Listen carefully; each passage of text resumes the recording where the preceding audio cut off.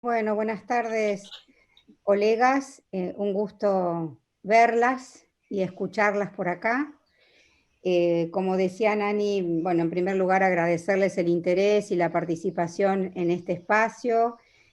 Como decía Nani, estamos en este momento abriendo el cuarto y último webinario del ciclo 2020. Recién recordaba internamente cuando conversábamos acerca de armar este ciclo y pareció ayer y resulta que ya pasó como medio año. Y estamos cerrando hoy esta propuesta que, como seguramente saben, tuvo como intención generar un espacio de encuentro y de reencuentro con las y los integrantes de Redas.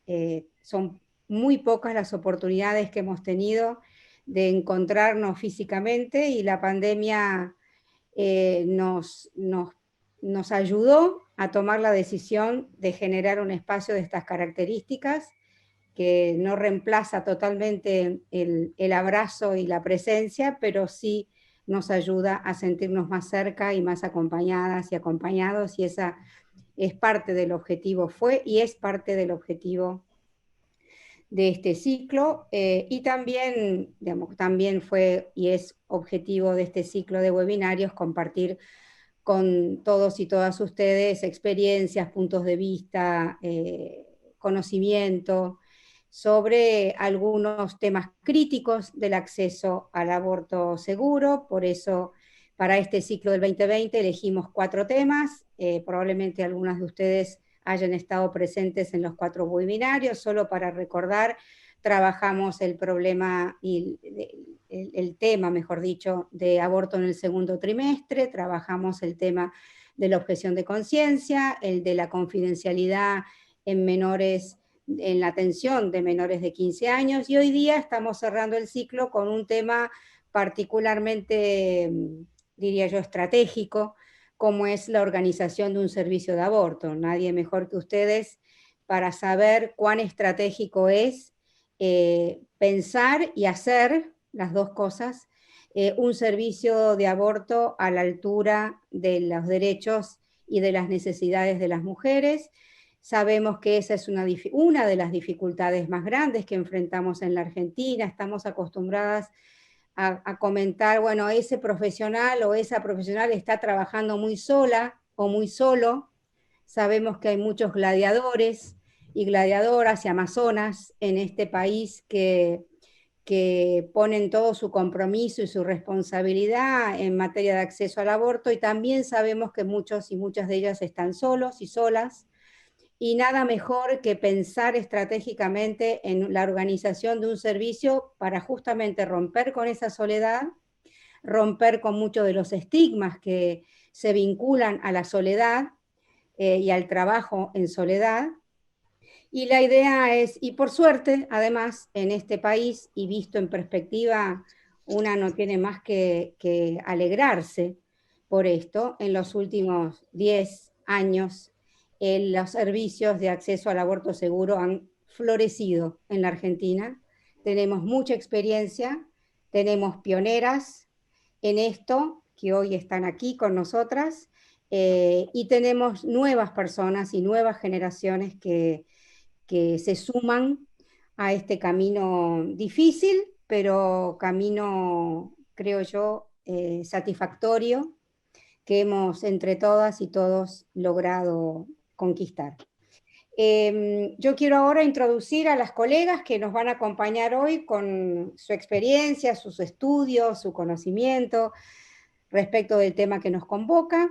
Ellas son Analía Mesina, una de las pioneras en este país en materia de organización de un servicio, doy fe de eso. Analía es médica tocoginecóloga y jefa del servicio de obstetricia del Hospital Álvarez de la Ciudad de Buenos Aires, y es además integrante del grupo promotor de Redas. También nos va a acompañar otra pionera en el litoral, en este caso Sandra Formia, que trabaja como médica especialista en ginecología y obstetricia, y también se desempeñó como coordinadora de obstetricia y en el equipo de salud sexual del Hospital Eva Perón de Granadero Baigorria en Santa Fe, y también Sandra fue coordinadora provincial de salud sexual y reproductiva, obviamente en la misma provincia, y es integrante del grupo promotor de REDAS. Ambas entrañables compañeras y amigas que tienen todo mi admiración por el camino que han forjado. Así que, bueno, las dejo en manos de ellas, y que van a hacer su presentación. Tenemos media hora, vamos a seguir la misma metodología de todos los encuentros, media hora de presentación, y luego abrimos media hora para preguntas, comentarios que ustedes quieran hacer. Les recuerdo que tienen el chat para hacer las preguntas, y les pido por favor que no las hagan todas a último momento, porque yo las tengo que organizar.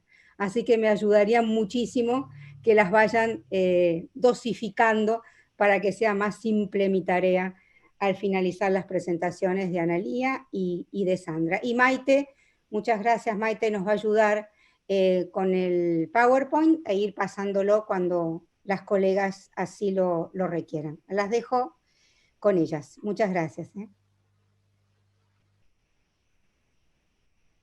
¿Empiezo yo? La que ustedes hayan organizado. Perfecto. Muchas gracias, Silvina, por la presentación tan cálida. Estamos con Analía con muchas ganas y muy contentas de verlas a todas en esta presentación y de reencontrarnos a la distancia. Por supuesto, va el agradecimiento para nuestras compañeras y nuestros compañeros de REDAS, también para nuestras compañeras y compañeros que están escuchando, que se tomaron este tiempo para poder compartir nuestras experiencias, porque sabemos, estoy viendo que hay gente también con gran recorrido y hacia quienes sentimos enorme respeto, y por supuesto también a todo el grupo organizador, y yo también quiero agradecer personalmente a Analía, porque es una de las mentoras y de las personas que nos acompañó que me acompañó. Yo lo voy a hacer también personal desde el inicio, y sin la mano de ella no hubiese podido seguir. Y esto que vamos a presentar tiene mucho que ver con estas estrategias y estas cuestiones, que después terminan en incluso vínculos afectivos y amorosos. Así que bueno, vamos a comenzar con esta presentación, que básicamente a partir de una solicitud o de una inquietud de la membresía de REDAS, tiene que ver con la organización de los servicios de ILE. Y a partir de eso proponemos un diagnóstico y una serie de propuestas para poder concretar ese acceso, que es una de las cuestiones más estratégicas, como mencionaba Silvina. La siguiente, voy a estar un poco reiterativa con lo siguiente, pero porque por cuestiones técnicas va a tener que presentar Maite. La otra, Maite. En los ejes y recorridos en esta presentación, la anterior, ahí está. Por un lado vamos a ver la aproximación al estado de situación para el acceso efectivo a la ILE, y por otro lado vamos a hacer una serie de propuestas con los puntos clave o los puntos críticos para esas presentaciones, para poder efectivizar esas propuestas, y cuáles serían las estrategias en los distintos niveles de la gestión. El objetivo de esta propuesta, además de crear un servicio, es que esos servicios tengan calidad y que sean sustentables, porque también lo que vemos es que a veces, a medida que pasa el tiempo o cambian el personal, cambian las gestiones, y eso no está consolidado y está sólidamente estructurado, muchas veces corremos el riesgo de que tanto esfuerzo se diluya. La siguiente. Una aclaración más que quiero hacer, que la charlamos con Analía, particularmente la voy a decir yo porque me pasa, que esperamos el tema del lenguaje inclusivo.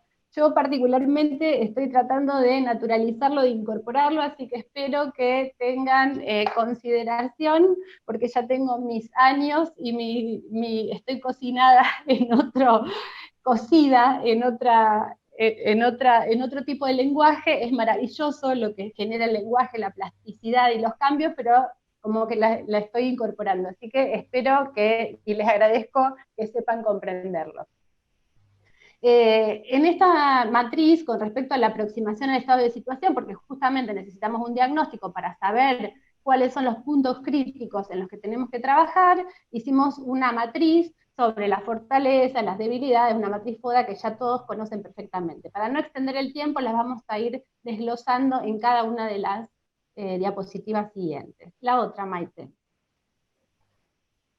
Y por eso vamos a empezar con cuáles son las fortalezas que tenemos. Y una enorme fortaleza que tenemos es que nosotros ya tenemos un marco normativo que todas conocemos, y en particular esta magnífica estrategia de la resolución número 1219, que es muy simbólica, además, del Ministerio de Salud de la Nación de adhesión al protocolo, que establece, por un lado, los derechos de las personas, el abordaje del procedimiento y, por supuesto, la atención post-evento obstétrico. Otra de las grandes fortalezas que tenemos, que hace años era casi, no sé si inimaginable, pero que era un derrotero de dificultades, poder acceder al misoprostol y la MEU, que era impensada hace un par de años, por lo menos en algunos lugares, en algunos servicios. Actualmente tenemos la distribución del misoprostol y de la MEU desde la Dirección Nacional de Salud Sexual y Reproductiva a todas las provincias y a todos los servicios. Y eso es una enorme e incomparable ventaja con la que contamos. Y además, algo que es me encantó la palabra que usó Silvina, que fue que florecieron los servicios, y florecieron profesionales, una masa crítica de profesionales y de trabajadores de la salud y trabajadoras que tienen un compromiso de garantizar derechos. Y esto no va solamente, o no está dirigido, obviamente que tenemos mucha gente que tiene un compromiso ideológico, incuestionable, pero también quiero hacer mención de alguna gente que está sola, en pueblos aislados, o que tal vez no tiene esta impronta tan profunda como tienen muchos otros profesionales que integran, y que sin embargo, a pesar de sus conflictos internos, están dispuestos igual a acompañar y actuar conforme a su conciencia y acompañando a las mujeres. Esto también como una estrategia de apropiarnos de la conciencia, ¿no? Hay muchas profesionales y muchos profesionales con conciencia que acompañan y actúan acorde a ello. La siguiente. Bueno, a mí me toca ser la antipática de la reunión. Sí. Bueno, dentro de las debilidades que podemos detectar, hay algo que se menciona permanentemente, que es la crónica inadecuación de los recursos humanos en salud. La fuerza del trabajo en salud padece de una mala planificación en la distribución, de profundas inequidades territoriales, con roles poco claros o muy acotados de los profesionales de la salud, y una sobrecarga de trabajo que está generada por tratar de implementar una nueva práctica, aquellas que ya venimos desarrollando. Y otra debilidad viene de la mano del modelo de la atención en salud, que está centrado solo en la demanda y con una enorme fragmentación de los cuidados. La fragmentación de los cuidados no solamente referido a la derivación entre pares o entre diferentes niveles de ejecución, sino también a la intervención de múltiples actores aún dentro de un mismo centro. Quiero decir, el derrotero, en muchos casos, para conseguir el misoprostol en la farmacia, que a lo mejor el farmacéutico se declara objetor y no lo entrega, los turnos para ecografías que no son menores y todavía estamos insistiendo en eso, forman parte de esto de la fragmentación de los cuidados. Adelante, Maite. Para demostrar, digo, que no quede en una queja este tema de la crónica y la adecuación de los recursos humanos, a modo de ejemplo traemos la distribución de los médicos y de las enfermeras cada 1000 habitantes.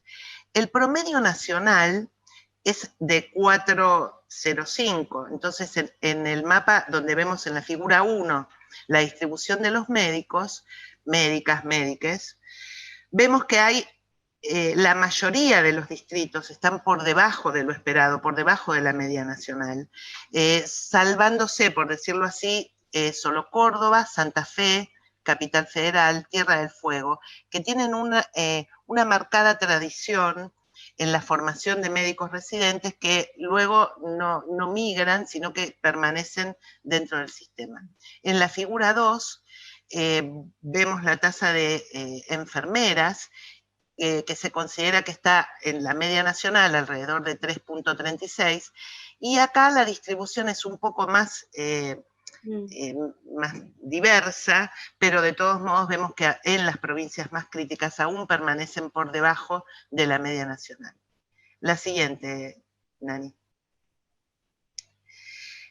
Cuando hablamos de la tasa de enfermeros, también es necesario reconocer que esta media de 5.02 que tenemos en el país se distribuye en forma completamente heterogénea, dispar e inequitativa, cuando vemos, por ejemplo, en la segunda columna, la capital federal, con un número aparentemente equilibrado, muy por encima del promedio, pero con un número equilibrado entre los auxiliares de enfermería y los profesionales de enfermería.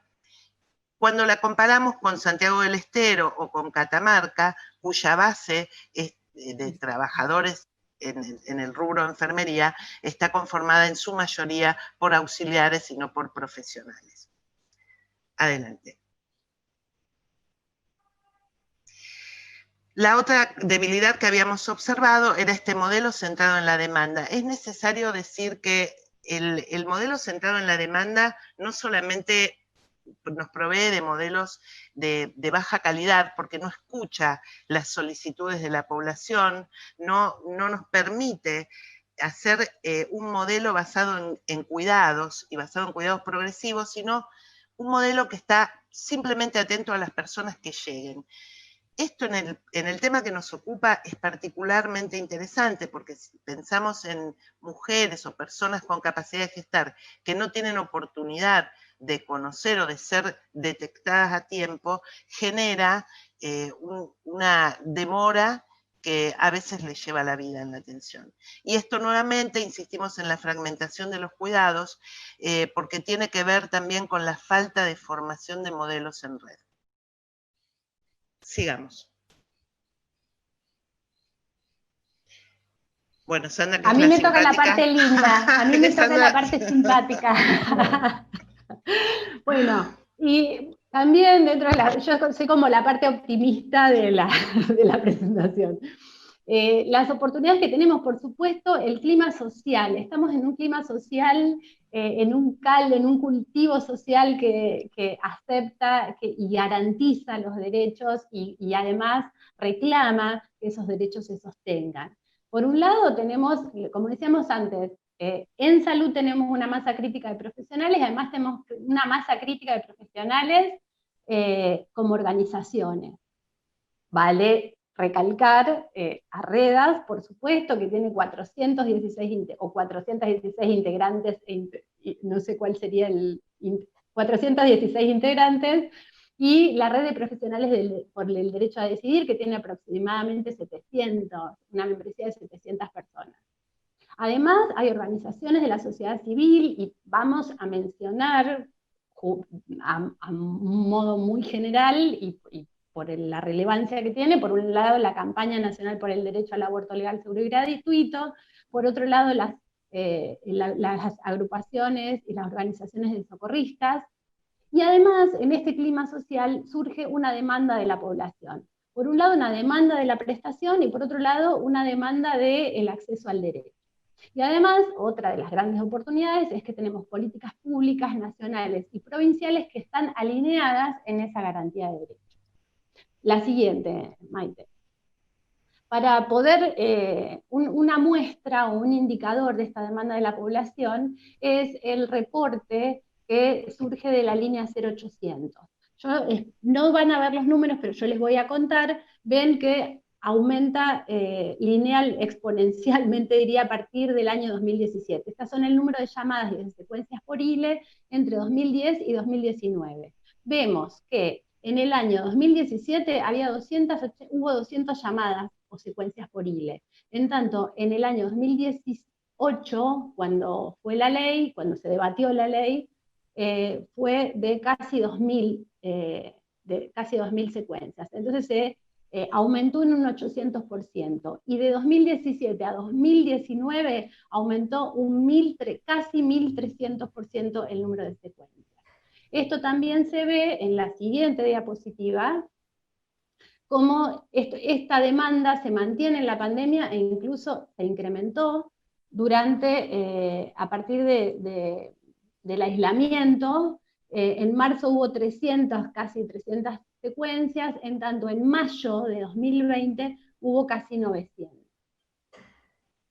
La siguiente, con respecto a las políticas públicas y a lo que hablamos de nuestra gran ventaja de contar con este protocolo y con la resolución ministerial, también vemos en el mapa distribuida la adhesión de las provincias. Todas las provincias que están en verde oscuro son las que actualmente adhieren a la guía de la resolución, a la guía 2019. Entonces vemos que prácticamente tenemos toda la Argentina de verde oscuro, que es la parte positiva. Ahora, Analía va a seguir con las amenazas. Gracias, gracias. Llegó la bruja mala. Ay, Creo que lo principal que tenemos que hablar y que es la gran llave para poder destrabar y gestionar este tema tal como lo estamos planteando, no podemos dejar de hablar del estigma sobre las mujeres y sobre los prestadores. Tenemos que mencionar también que la provisión de servicios de aborto genera contradicciones dentro de los propios equipos. Y también necesitamos mencionar como una tremenda amenaza la acción corporativa de los grupos antiderechos que operan tanto a nivel institucional como a nivel social. Adelante.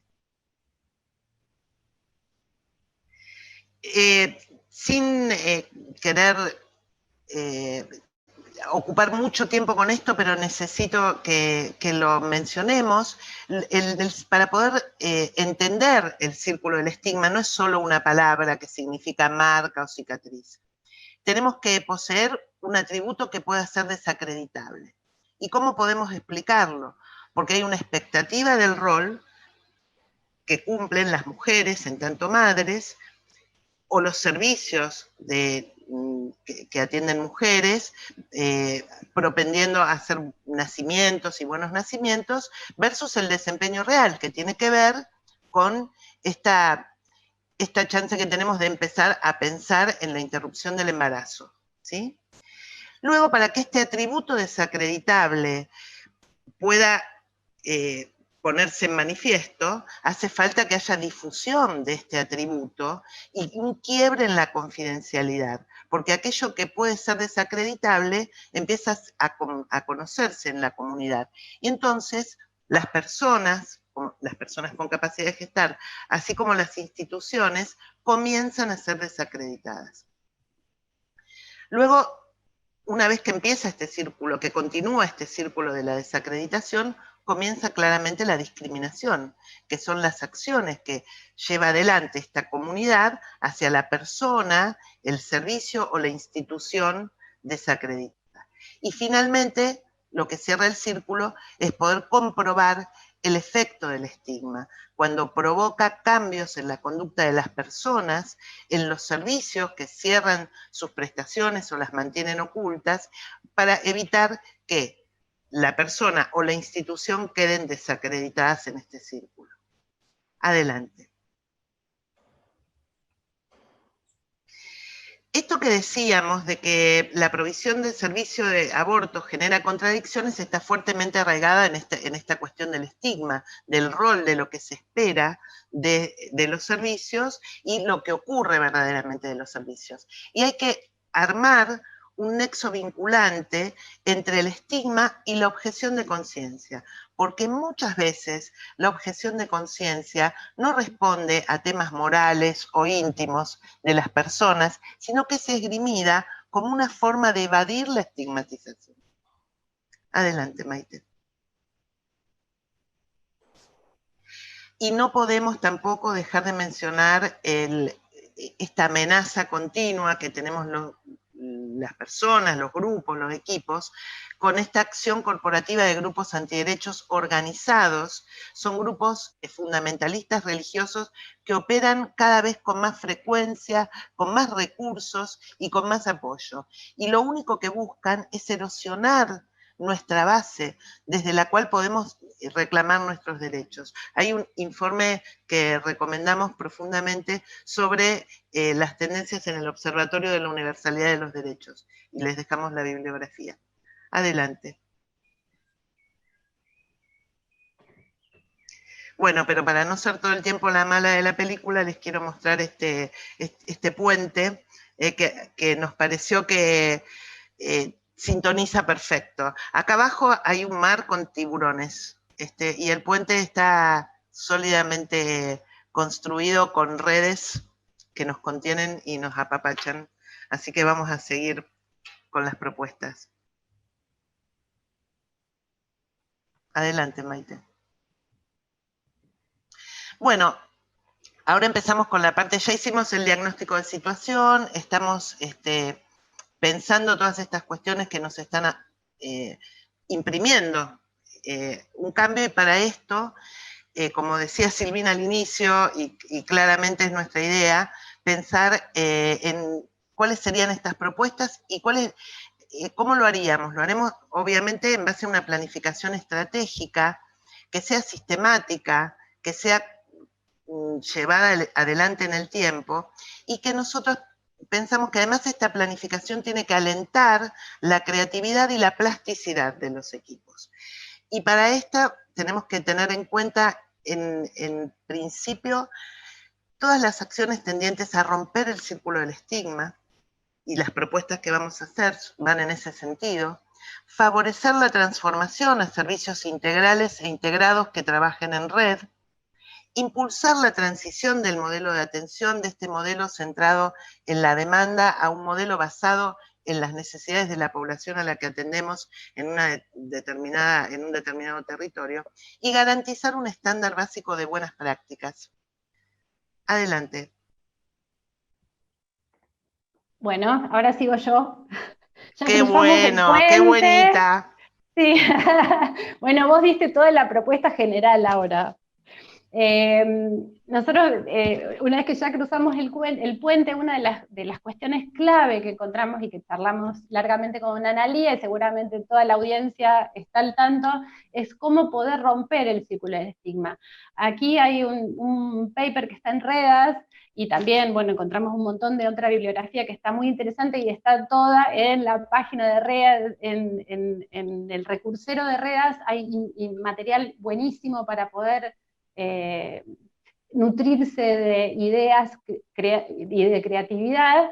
Lo que encontramos es, por un lado, identificar y potenciar los líderes para la gestión, para llevar adelante la gestión del cambio. Y el liderazgo no tiene que ser necesariamente, como todos sabemos, jefaturas de servicio o directores de hospitales, sino que es gente clave que tiene una autoridad creada dentro de esa institución por su capacidad para gestionar, para incentivar, para trabajar en equipo, para poder promover cambios y para también evaluar y generar cambios sustentables dentro del espacio en el que nos encontramos trabajando. Y en eso también, y vi una pregunta de Damián Levy en el chat, tiene que ver también la incorporación de la gente joven, ¿sí? Porque además de proveer una masa crítica, lo que hace es ayornarnos, abrirnos, nutrirnos de nuevas ideas.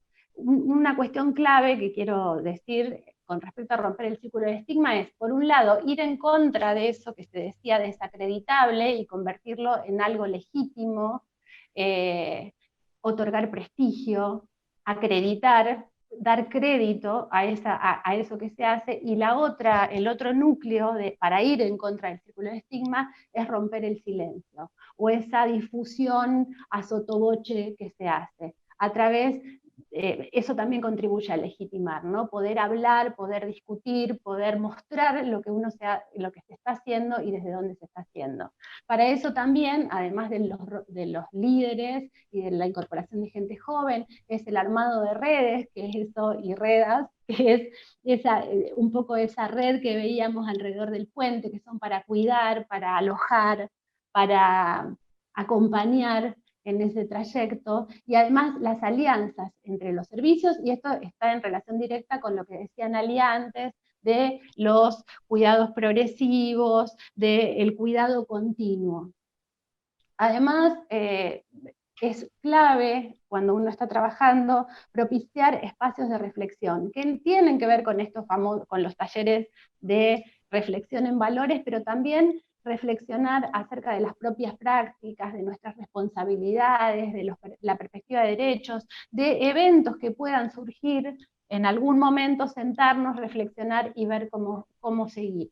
Y además, otra cuestión clave es el entrenamiento de los proveedores de servicio, del personal de apoyo, además de los mensajes de derecho y de aseguramiento de la confidencialidad, cómo difundir, de qué modo, qué se difunde y qué no, también el entrenamiento en la calidad técnica. La siguiente.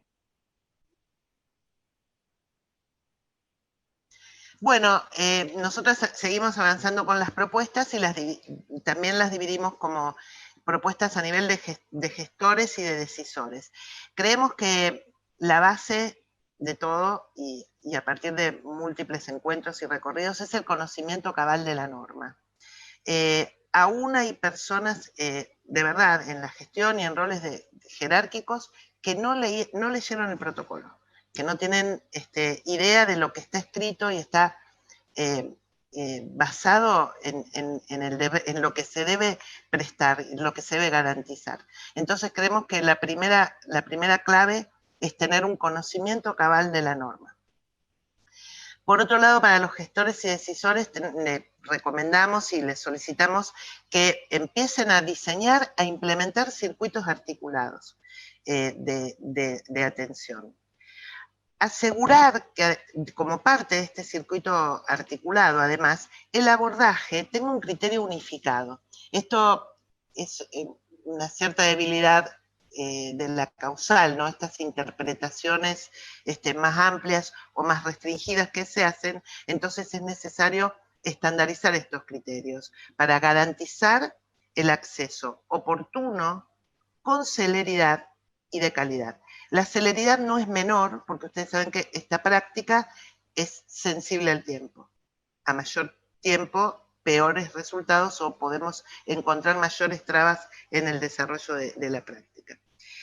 Y también garantizar la adaptación de los recursos técnicos y humanos disponibles. Ya vimos cómo era ese mapa heterogéneo que teníamos en Argentina de recursos humanos, pero garantizar esta redistribución o esta adaptación.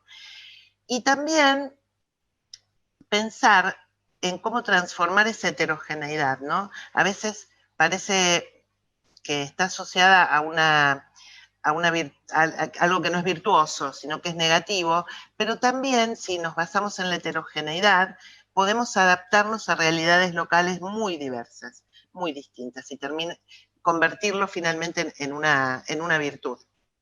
Adelante, Maite. Es necesario, una vez más, reflexionar sobre la redefinición de los roles de los trabajadores. La guía OMS sobre el rol del personal sanitario es clara y es suficiente. Todavía tenemos jurisdicciones donde a las obstétricas se les deniega el acceso al uso de determinados fármacos. Esa es una debilidad. Las enfermeras no tienen claro tampoco cuál es su rol y su vinculación con este modelo de atención. Entonces creemos que redefinir los roles de los trabajadores y ponerlos a disposición es una tarea para aquel que ocupa un rol de gestión o un decisor en salud. Otra parte de romper el círculo del estigma, como decíamos, implementar una práctica nueva entre comillas, pero una práctica que requiere personal, tiempo, destrezas, es bueno si tenemos colegas o personas que se excusan en la atención de la ILE, proponer un cambio de rol y que entonces esas personas se dediquen a otras tareas, no menos importantes, por supuesto, pero que permitan que aquellos que llevan adelante la práctica no se vean sobrecargados en su prestación por tener que además cumplir con otros roles. Y la otra cosa que no es menor para el nivel de gestión es la gestión de la información. Creemos que es indispensable llevar adelante un monitoreo y evaluación de las prácticas, de las necesidades, de los insumos y también, ¿por qué no?, la rendición de cuentas sobre nuestras actividades. Adelante, Maite. ¿Digo yo?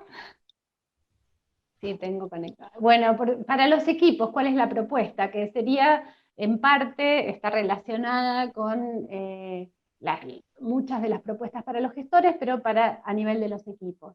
Por un lado, también sabemos que tanto gente que garantiza, digamos, conocer en profundidad la norma y cuáles son las prestaciones de calidad. Y en esto de prestaciones de calidad nos referimos a las guías, en eso que decía Analia antes, de tener criterios homogéneos de trabajo, de estandarizar las prácticas, poder tener criterios comunes y prestaciones de calidad que se implementen sistemáticamente en todos los lugares. Esto va también a favor de lo contrario de la fragmentación, que es la integralidad. O sea, todo se trabaja del mismo modo.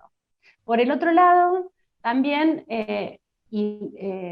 trabajar la atención centrada en las necesidades de la población. Y esto tiene que ver con una frase que me gusta mucho, que la quiero leer, que tiene que ver con la heterogeneidad de la demanda. Por un lado, dar digamos, una atención universal de calidad, pero adaptada a las necesidades de cada una de las personas. La frase es: tenemos derecho a ser iguales cuando las diferencias nos inferiorizan, y a ser distintos cuando la igualdad nos descaracteriza, que es de Sousa Campos y que me la hizo conocer un compañero antropólogo, pero me parece fundamental para el trabajo en salud, ¿no? Tener prácticas estandarizadas, universales, políticas universales, pero que no dejen de incluir la individualidad de cada una. Además, el abordaje y el acompañamiento desde todas las disciplinas, por supuesto, dentro de las instituciones, fortalecer la anticoncepción post-evento obstétrico, con particularidad en los métodos de larga duración, lo que decía Analia antes, de poder definir y las funciones y las responsabilidades de ese equipo que excede largamente a la parte médica, sino que involucra a distintas partes o distintos sectores de la institución. Y además, por supuesto, estar preparados para la urgencia, que eso es una responsabilidad de todos los equipos. La siguiente. Y nuevamente con esto del estigma, de lo que hablábamos de poder fortalecer, legitimar la práctica y darle prestigio, las cuestiones que nos parecen clave en la cuestión de ir en contra también del silencio es, por un lado, las conversaciones de alto nivel, que son las conversaciones que generan cambios, de igual a igual, en el que el diálogo se genera una negociación que genera un cambio. No necesariamente nuevamente tiene que ser entre jefaturas de servicios, sino dentro de actores clave o sujetos trabajadores, que son los que cambian justamente esos indicadores. Además, en consonancia con lo que decía Analia, esto es muy bueno para todos los equipos, poder monitorear las propias prácticas, poder sistematizarlas, evaluarlas, generar algún tipo de información y poder investigar acerca de las cuestiones que se vean que son necesarias o de las brechas que aparezcan en nuestra propia práctica, difundirlas en congresos. Todo eso ayuda a legitimar nuestro trabajo y a difundirlo y a poder hablarlo. Y además, por supuesto, saber que la práctica de la ILE forma parte de una garantía mucho más grande que tiene que ver con las prestaciones de los derechos en general. Además de la salud sexual y reproductiva, y no reproductiva, también con los derechos, por ejemplo, derechos del paciente. Muchas veces charlamos con los equipos y vemos que hay una reticencia a hablar de ILE, pero sin embargo, si podemos hablar de derechos del paciente, podemos después ir hacia un cambio en nuestro, a ir transformando ese modelo de atención biologicista a un modelo mucho más integral. Como conclusión para los equipos, tres cuestiones que me parecen claves son, por un lado, que no se sientan solos, que no estén solos, no estén en soledad, que es el fruto del estigma. La soledad es una consecuencia del estigma. Entonces, una recomendación súper práctica, que haya dos de cada disciplina, si se pudiera, no que haya una sola persona sobre la que recaiga todo eso, porque te da, justamente empezás a armar una micro red dentro de la institución que te sostiene. Y además, bueno, obviamente entre compañeros y compañeras y compañeros. Además, la masa crítica y el acompañamiento también desde la gestión, o sea, dentro de la institución con el equipo, y además desde la gestión. Un sostén y un sostén permanente cuando hay una situación conflictiva, cómo apoyarla desde la gestión, por teléfono, desde otro equipo. Hoy hablamos de los beneficios de la virtualidad, se pueden implementar, incluso las estamos implementando casi todas, creo, en este momento, son las teleconsultas, a lo mejor un equipo que no está tan entrenado en el acompañamiento de ILE o que no tiene mucha experiencia, estar acompañado a distancia por otro equipo, como hacían Alía por teléfono y Mariana hace años. Por el otro lado, lo que dijimos de legitimar las prácticas, darle legitimidad me parece fundamental, y por el otro lado también empezar a armar circuitos, aunque sea dentro de la institución y del área de referencia, que sean circuitos claros, articulados, porque eso contribuye al trabajo en red y a este sistema a este modelo de cuidados continuos. Creo que con eso tenemos el panorama general. Esperamos tener un ratito para las charlas. Ana, tu frase está elegida por la doctora Analía. Que ya la mayoría de los que nos conocen de acá de Redas es un clásico.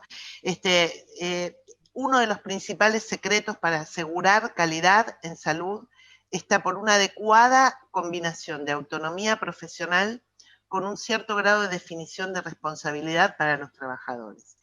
Y esta autonomía responsable solo puede ocurrir cuando los agentes tengan interés en involucrarse en las tareas.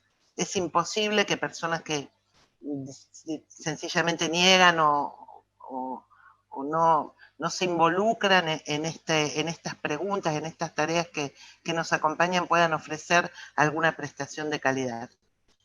Y Maite, seguimos, así terminamos, creo. Vamos a cruzar el puente de nuevo. Los dejamos con el puente, de ida y de vuelta. Vamos todas juntas. Bueno, muchas gracias. Gracias a ustedes, muchas gracias.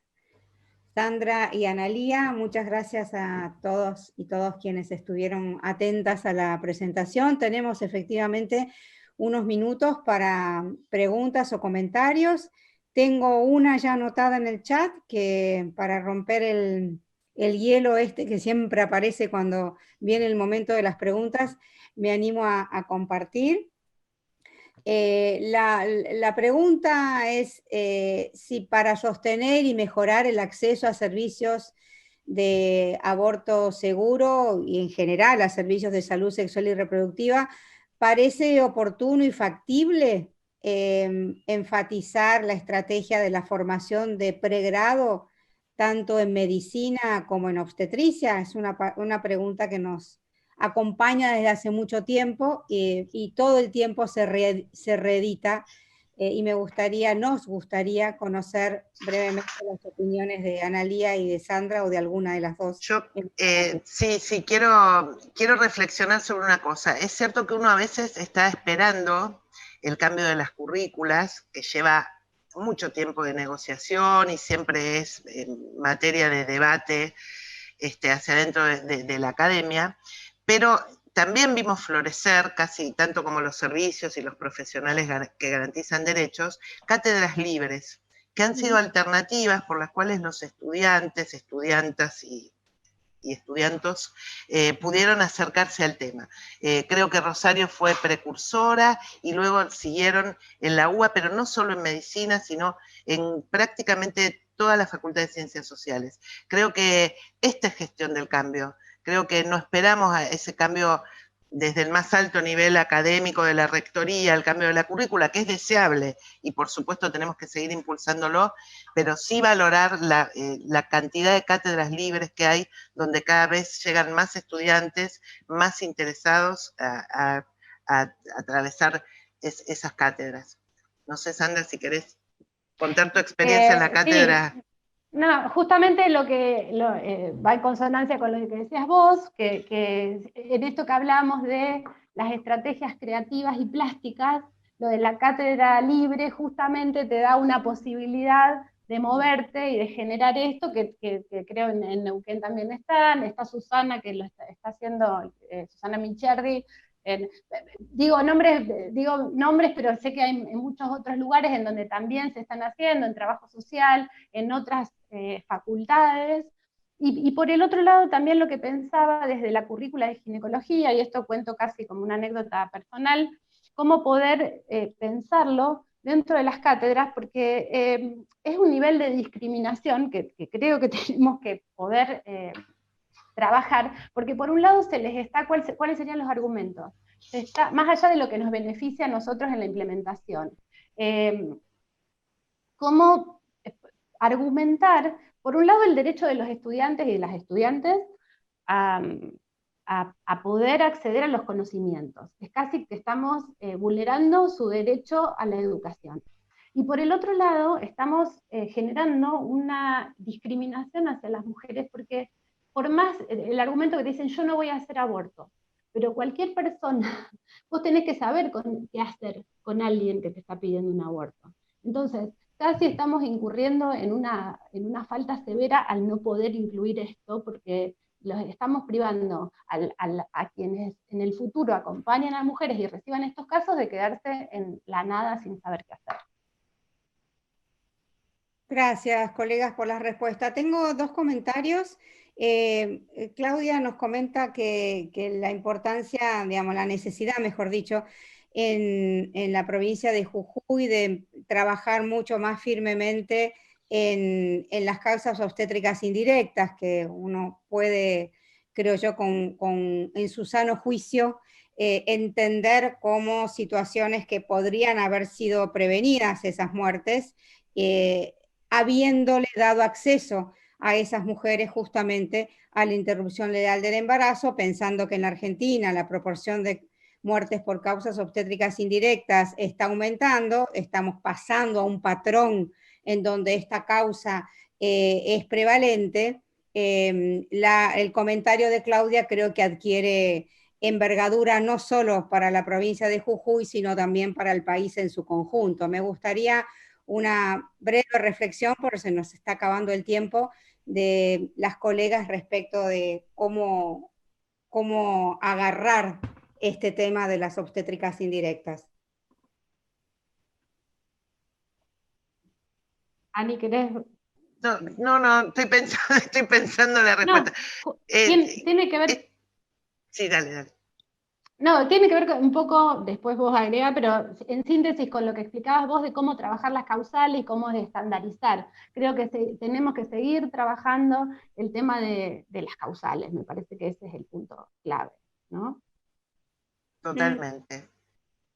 Totalmente de acuerdo. Justamente, tratar de hacerlas comprensivas y de acercarlas a las personas. Tal vez, como una estrategia, se me ocurre, en lo que planteábamos de monitoreo y evaluación y rendición de cuentas, auditar esas muertes y, digamos, usar esa rendición de cuentas. Esta mujer murió, tuvo un near miss por esta causa, de qué modo, y trabajarla desde la gestión y dentro de la institución, ¿no? En el análisis que sea, en el causa raíz que se hace, poder tomar el AILE como una opción.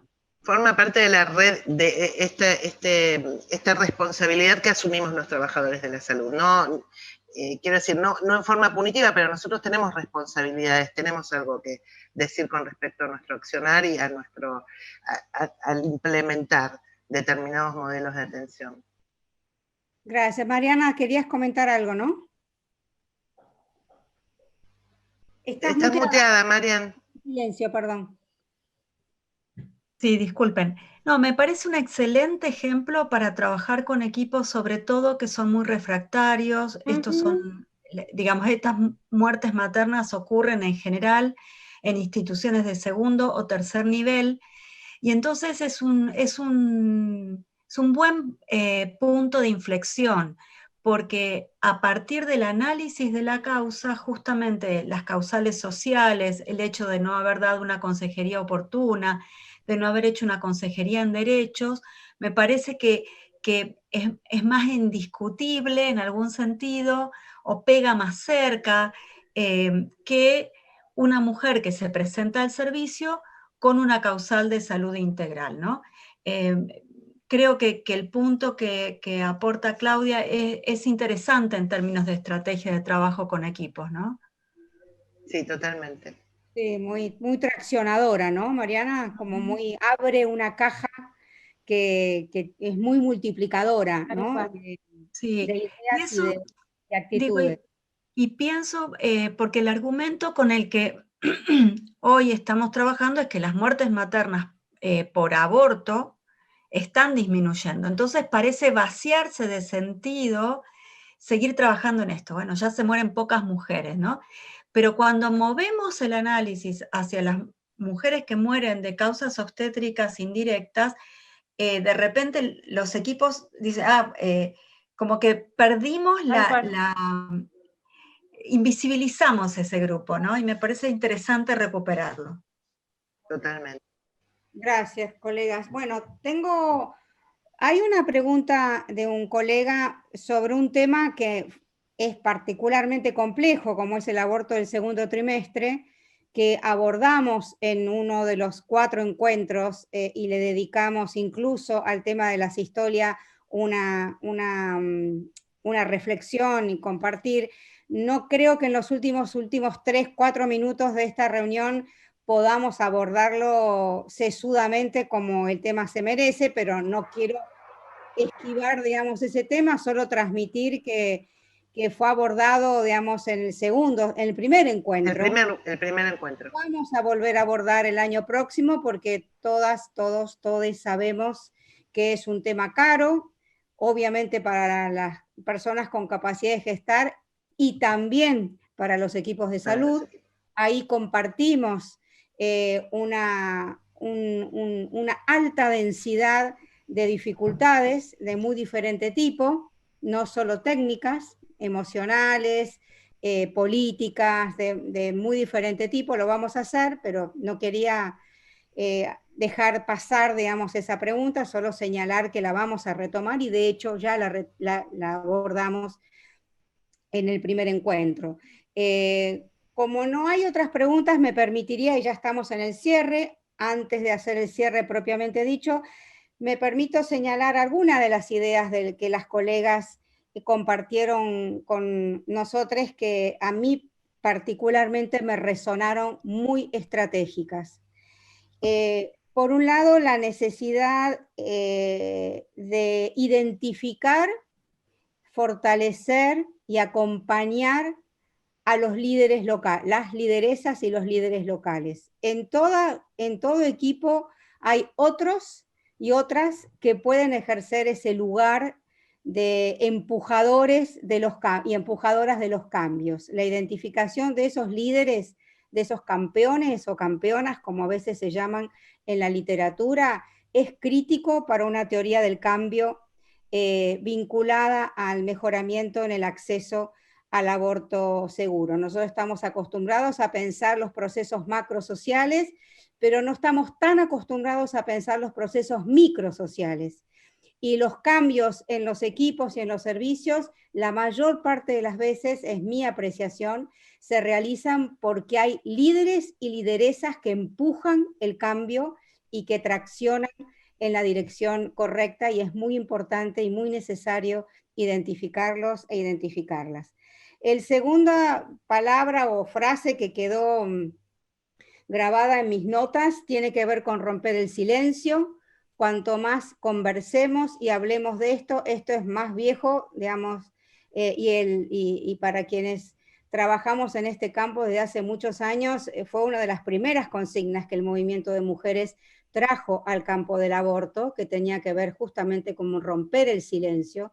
Cuanto más hablemos, le pongamos palabras a la que nos sucede y les sucede a los otros, mejor vamos o más vamos a estar contribuyendo a justamente romper el estigma. Y el estigma se rompe mucho con la palabra y con la conversación y con ese romper el silencio.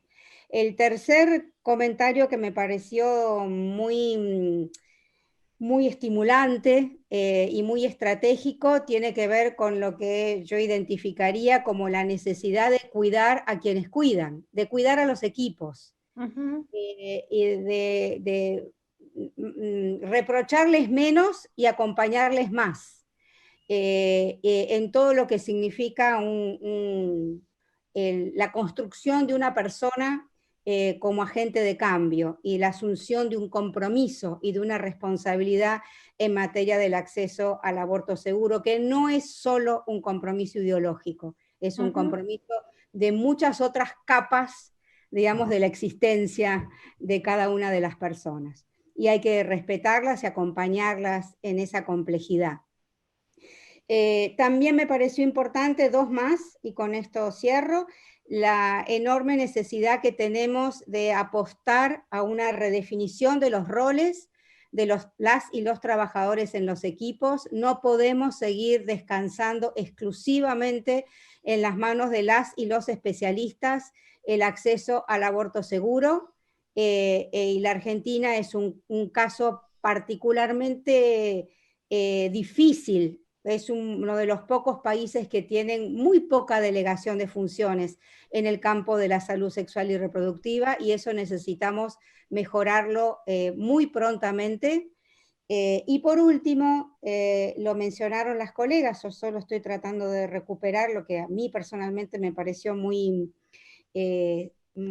estratégico, tiene que ver con la generación de información. Básicamente porque cuando uno sabe lo que hace, lo puede cambiar. Cuando uno no sabe lo que hace, no se puede cambiar. Es tan simple como eso. Después vienen las consideraciones vinculadas a la rendición de cuentas, a la necesidad de tener un sistema de información para la gestión de una política, pero en el plano más estrictamente individual y de un equipo que no sabe lo que hace porque no genera información, es un equipo que no tiene idea para dónde va. Y menos aún puede tener idea de lo que tiene que cambiar para ir en la dirección correcta. En un punto es tan simple como esa, la demanda por información. Yo quisiera cerrar acá, voy a dejar el micrófono en manos de Nani, que va a cerrar, o de Maite, ya no me acuerdo bien quién cierra, disculpen. Solo reiterarles el enorme agradecimiento de la compañía de ustedes a lo largo de este ciclo y nuestra apuesta y nuestro compromiso de iniciar el año 2021, ojalá con una vida un poco más tranquila vinculada a la pandemia, ojalá así sea, pero sin duda con una vida más comprometida aún en el acceso al aborto seguro y quizás, a lo mejor, con algunas novedades que nos ayuden. Pero si esas novedades no llegan, la Argentina es un excelente ejemplo de toda la creatividad que hemos desplegado para, con este simple, entre comillas, Código Penal de 1921, hemos hecho casi milagros. Y los vamos a seguir haciendo, no tengo ninguna duda.